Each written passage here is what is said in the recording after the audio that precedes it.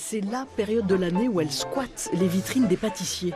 La bûche, c'est le dessert de Noël depuis un paquet d'années. Elle est née en France au 19e siècle. On lui a longtemps collé sur le dos un Père Noël, une hache, une scie, en sucre ou en plastique. Aujourd'hui, la traditionnelle bûche crème au beurre se fait plus rare.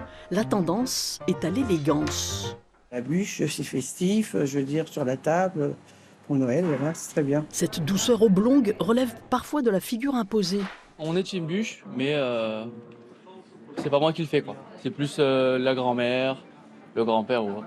Et moi, personnellement... Comptez en moyenne 40 € pour la 6 parts, 10 € de plus chez les pâtissiers stars. Le réveillon approche, les ventes tardent à décoller. On nous demande déjà les galettes des rois, parce que ça reste un produit un peu moins cher. Donc c'est l'alternative, effectivement, aux bûches qui, cette année, n'ont pas le succès attendu. Pourtant, sur le marché d'Antibes, la bûche est sur toutes les lèvres. La vraie bûche classique, praline, qui plaît en général à tout le monde. Voilà. Une bûche glacée, bien sûr, et ça fait passer.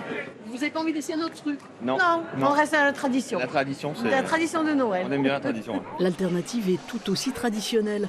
Des figues, des amandes, des noisettes, des dattes, des pommes, des poires, bref, les 13 desserts de Provence, dont... Le nougat blanc, et ça c'est le nougat noir, le typique nougat provençal. Dans cette boulangerie, on s'arrache une autre gourmandise de saison.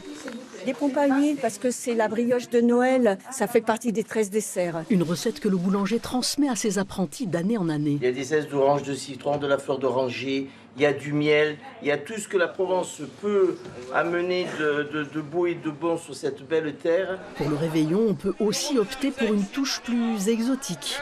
C'est la période des litchis, hein. Vous mangez ce que vous mangez tous les jours, vaut mieux pas manger. Oh, peu cher. Sinon, il y a toujours celle qui a longtemps fait figure de produit de luxe et qui aujourd'hui ne demande qu'à être cueillie.